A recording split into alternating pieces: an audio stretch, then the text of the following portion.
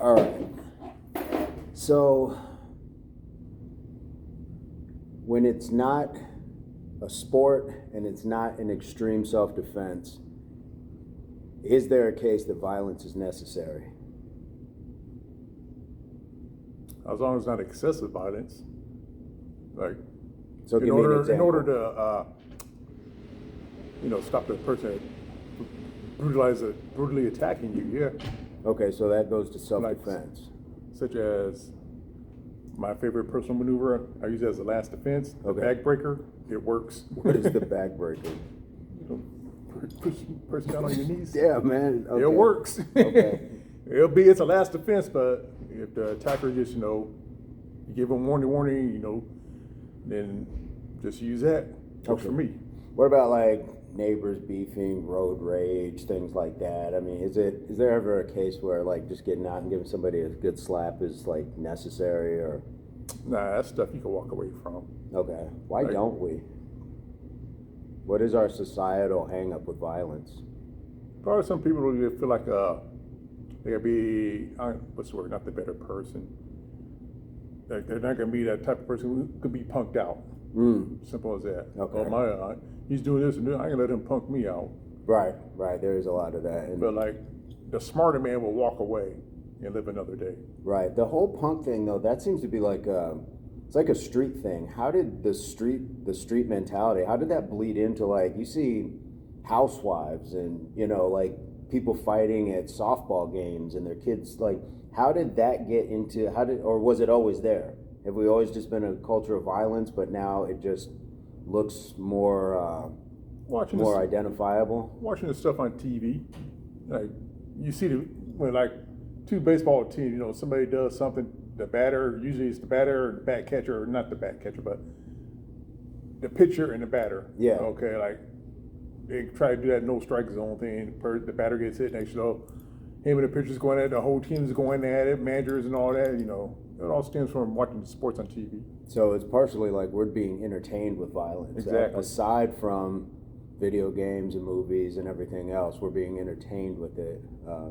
And there's probably just the culture that you could say, like, that's what our country was founded on, too.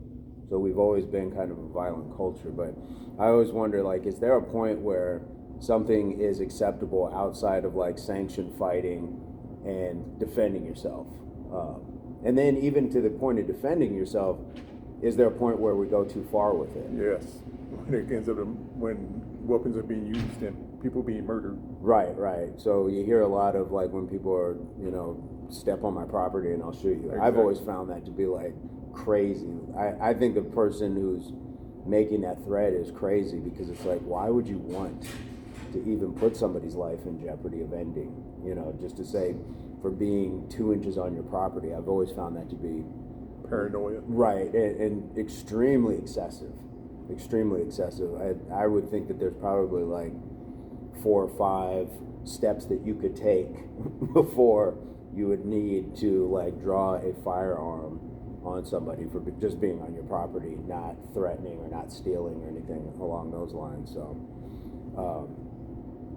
have you had a circumstance happen to you or that where you felt like the violence in the circumstance you were in was excessive or it could have been quelled down? I'm sure like everybody's got one. Yeah, I had an incident last year. Well, I was on my way to the job, and I know some guy kept tailgating me, and so then kept on tailgating me, and so we got to the stop sign. I rolled my window down. I said, "Hey man, don't tailgate me like that. I don't like that." Right. He's like, "What?" I said, "Don't be tailgating me. I don't like that." Then he goes, what you gonna do? He goes, F you, man. F you. Shut the F up. I told him, why don't you come out there and shoot me the F up then? He didn't see you inside the car. He didn't know. No, he didn't. Did you get out? No. Oh, okay. He went to the passenger side and kept on going. Okay. So so for everybody, if you forgot, Joe is how big? This is the 77% prototype. This is the large black 6'1.5", man. 230. See, this is a large person. So 6'1.5", 230. I'm not yelling at him out the window. Any parting thoughts on how we can quell violence, or is that just always going to be something that we individually have to know how to navigate? You gotta learn how to navigate as individuals.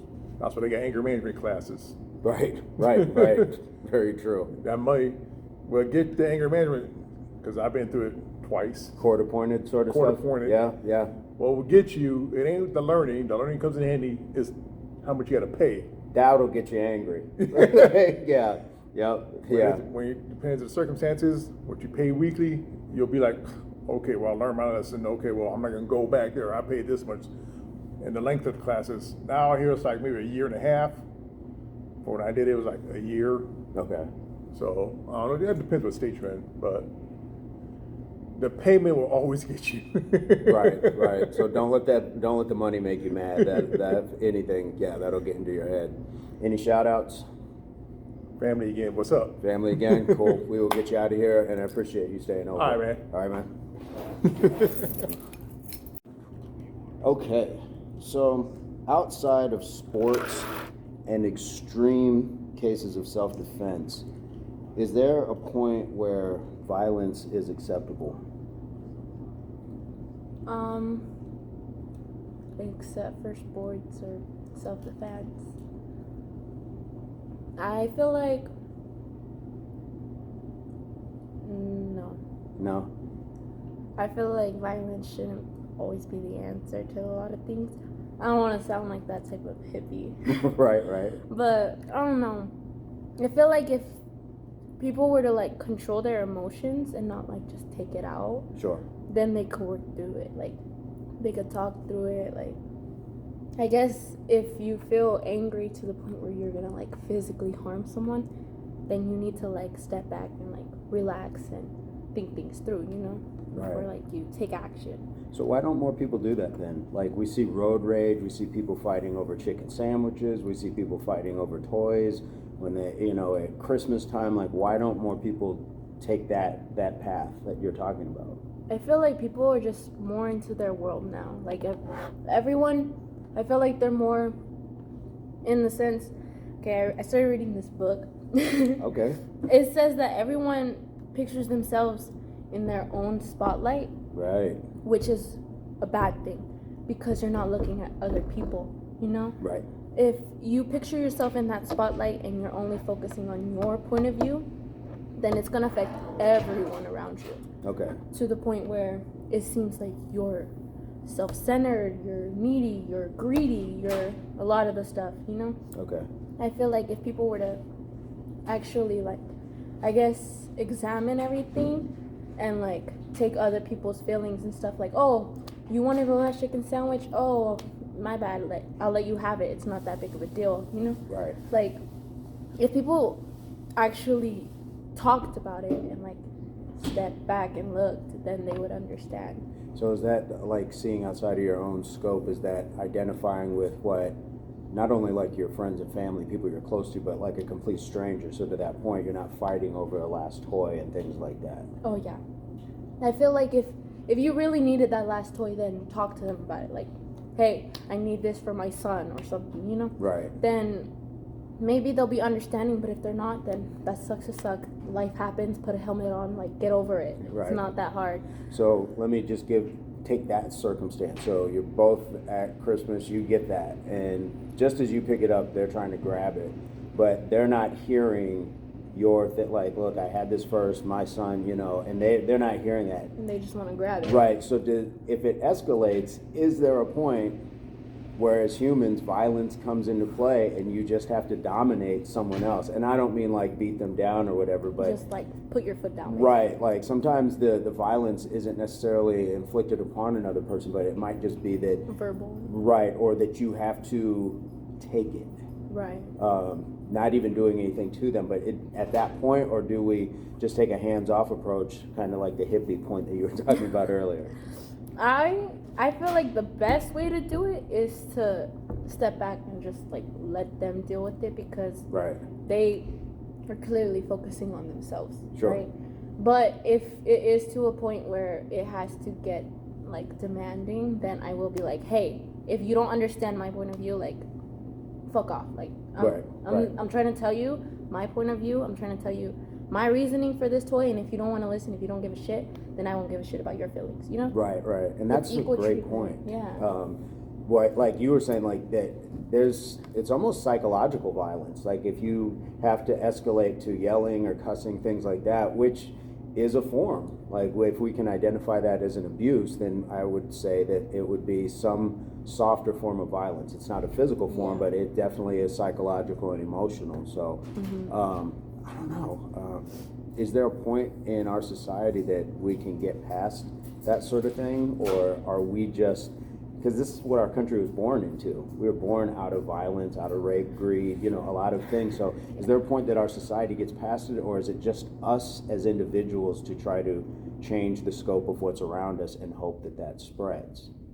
I feel like it's us that has to make the change. Right. Like if you try to inflict it on other people, they're just not gonna listen unless they see that you've changed yourself, Like for me, I used to be like crazy, violent, always rowdy. Like I used to just be out of it. Like immature is what the sense is in a way.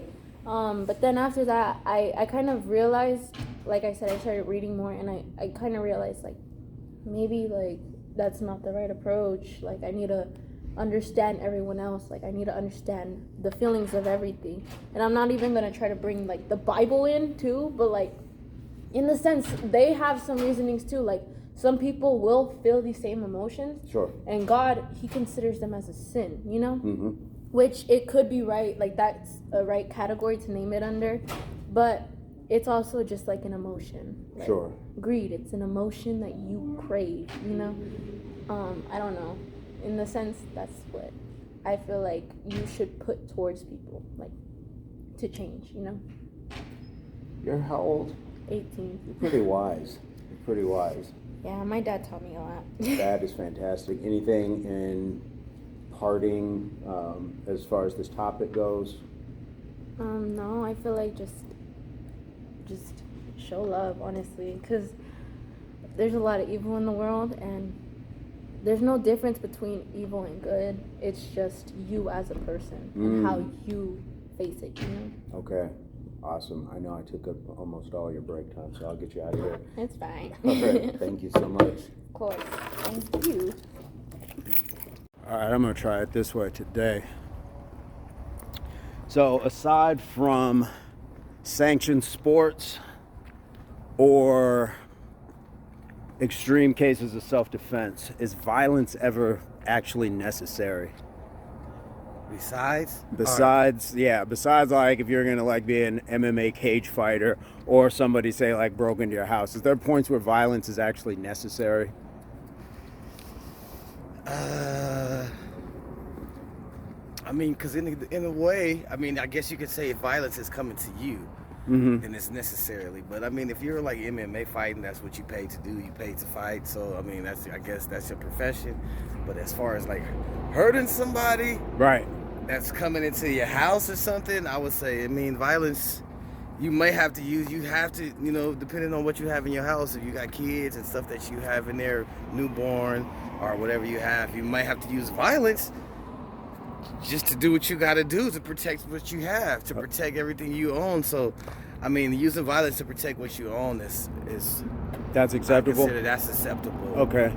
So what about like if we scale that down? It's not like killing. Like I don't just want somebody come in my house and I'm just killing everybody that come in my house. Right. Some people you don't even have to kill. You can just shoot them. As long as they down, you know what I mean? They don't have no weapons around. You know what I mean? And they away from everybody in the house. The family's out. You know what I mean? Yeah. It can be totally depending on what type of violence, but violence can go down to the max to killing somebody, to either stabbing them, shooting them, beating them to death. What about the people just like, you're on my property, so now I can legally shoot you? Is that a little extreme at times? That's too much sometimes. Yeah. Like you're not doing anything, you're no threat, but they just want to be able to shoot. What about like road rage? So you somebody, I don't know, you get cut off, you pull up next to them, and then they like curse your wife or something. Is there a point that's acceptable? Give somebody a slap, or we just let it go? Yeah, you most likely. Oh, here we go. Same time.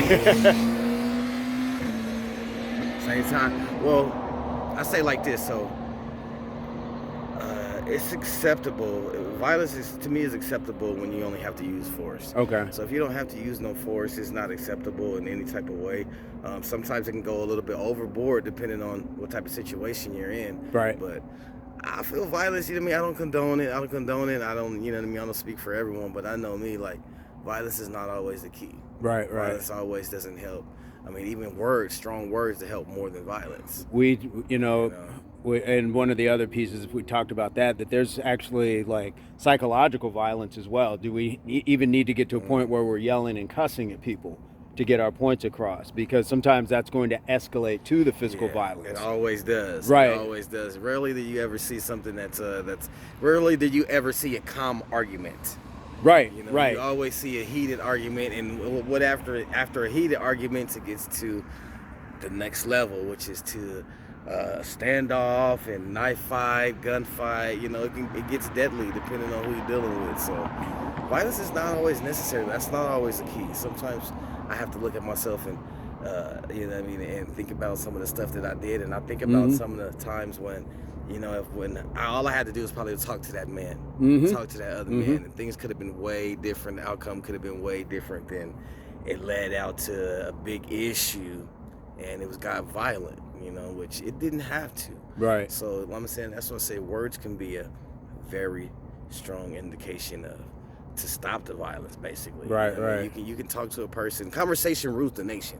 So if you know how to talk, and you know how to, you know what I mean, it may not be the best talk. You may have to put your ego down, your pride aside. And you know what I mean, it's better than violence. Either you can lose a life or you can save a life. Facts. Cool. Let's get going. But any parting shots? Any parting words?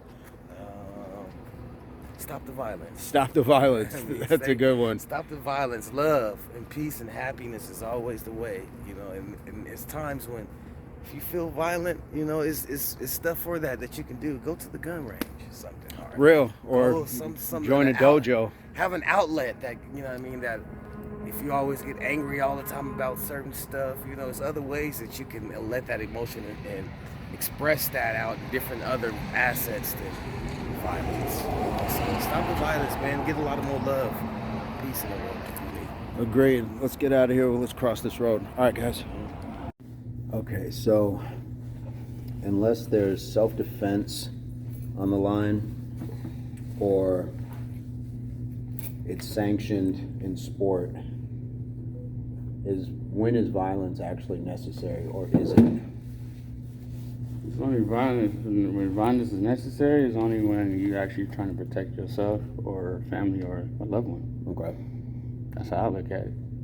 So, I mean, yeah, clearly somebody breaks into your house, but is there points even with that where you can use too much force?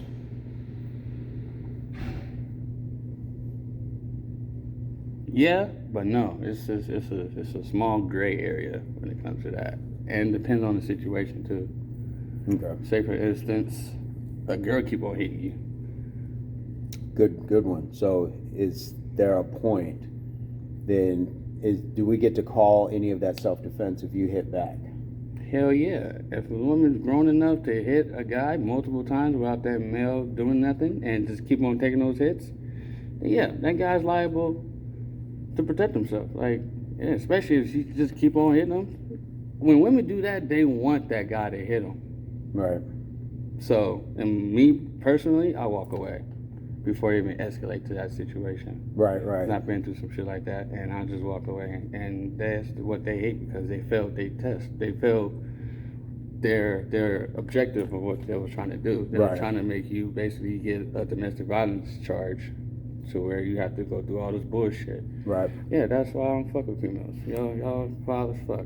So is that even leading up to them failing to get you to physically act out in violence, is there a point where what they're using is verbal violence or psychological violence by the name calling? Verbal abuse. Verbal abuse is what females known for doing, because they know when they know they got a good man and they have their man has a good head on his shoulders and focus on what he's want to do and trying to provide for his family. Right. There's nothing that's going to stop him. Right. Not even a chick. Right. You're just going to walk away. Right. So why is our society so bent on utilizing violence as like an answer? Like there's clearly like somebody cut you off in traffic. There's probably like 5 steps that you could get to before violence becomes a thing, even if it's just verbal. But why do we like bypass all of those things? Like, what is it about our society? It's faster. It's You get results, but not the results that you want. You just get results. Results is results, but right. Not all results is good results. That's very true. So yeah. So then, is there a part of society or that has to patch that, or is that up to people individually to change within themselves and then be able to spread that? Yeah, that's individual. Yeah, everybody got to work on themselves. And when everybody work on themselves, then when everybody come together, it'd be just peace and harmony. Cool. It's that simple, sir. Yeah, I'll let you get out of here. clear. Thank you, sir. Ow, that was violent.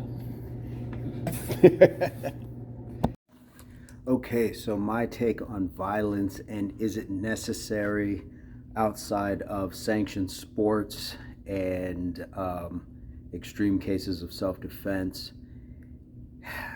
I'm gonna like try to address it in different pieces. So when it comes to children, education, things like that, I think it's a no fly. I don't think that there's 99.9% of cases where violence would be necessary in educating children, and if that is the case, then we need to look at the educator and possibly assess maybe what their past is and what their thoughts and ideologies towards violence are, if that's what they're going to do, use punishment that way. I think we've seen that there's other ways and there's better ways. Society has shown us over the years that just hitting children isn't the place. So violence there. What Mahdi talked to earlier about verbal violence, I think that's a thing, and I think that while I would prefer to see that rather than physical violence, but I do believe that that is the precursor to physical violence. So at all costs, if we can,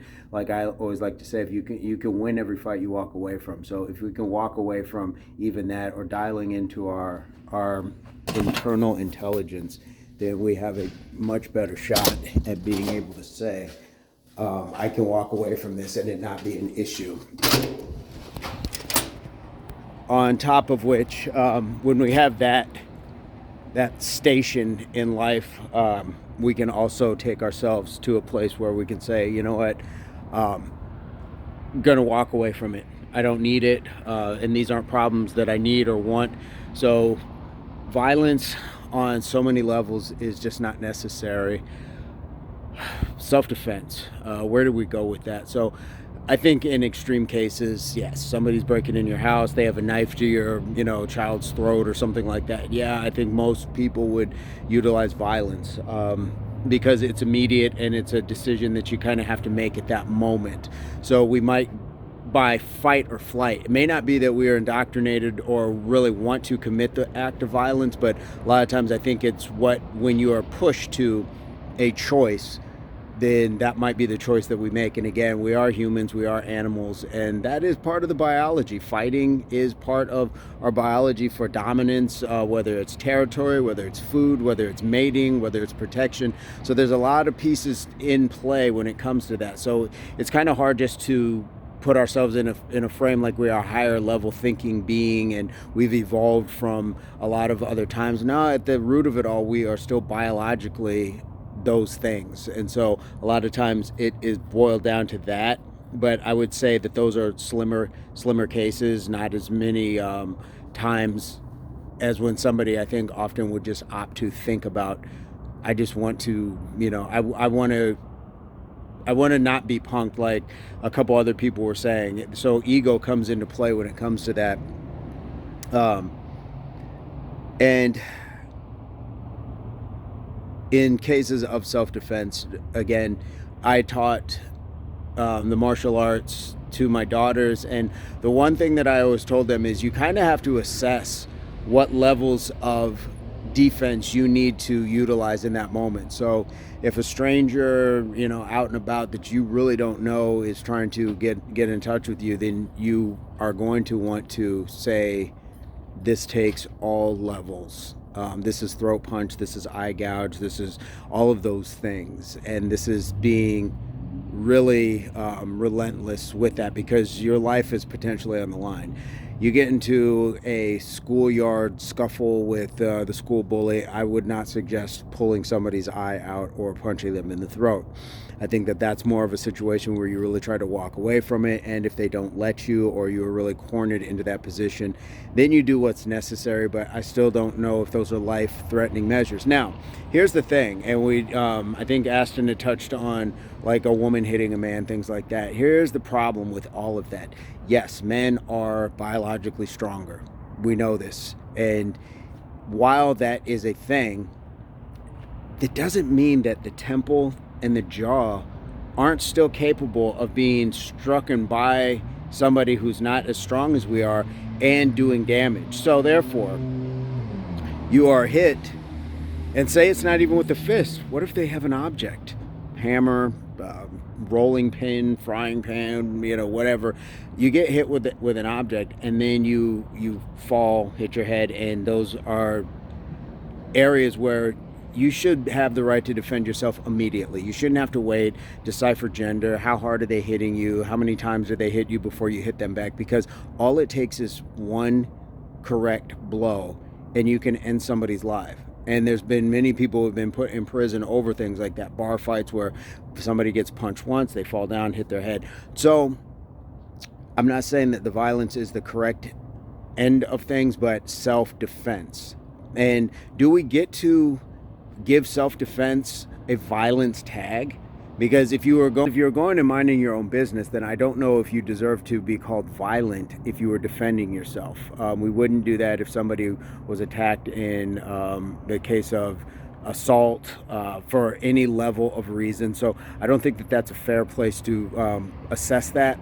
So I think we kind of have to shelf that and put it off to the side. But all in all, I think that we need to think better and try to make better decisions before it gets to violence. But I can't say that violence is not an answer at some point between two mutual combatants. I think maybe that's where I would say, okay, if you guys are both asking for it, then you kind of get what you get. But when you're talking about civilians, when you're talking about people in society who don't have these things or don't deserve these things, or then no, but that's not a perfect world.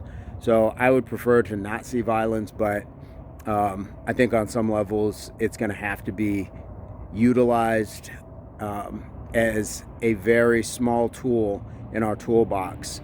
And all of the things about thinking, walking away, and talking, and all of those things should be much larger tools, but it's still a tool in the toolbox because it's in us, and the world that we live in won't often let us walk away from it. So I think on some levels you have to have it. So guys, what are your thoughts? Ace up the sleeve, advice, comment, experience. And I know that there's been plenty of times where we've been in altercations. What are times that you were able to walk away from altercations or escape an altercation? I'd like to hear that as well, and I'm sure that that would spark a good conversation for people to be able to see that it's not always just punch it out and see who's the toughest. That's not it. I think the toughest and the strongest is the person who can use their mind to not be drawn into violence where that is concerned. So hit the thumbs up if you like the content, thumbs down if you don't. I won't be mad at you, but leave it in the comments as to why. As always, subscriptions are free, so please subscribe to the channel,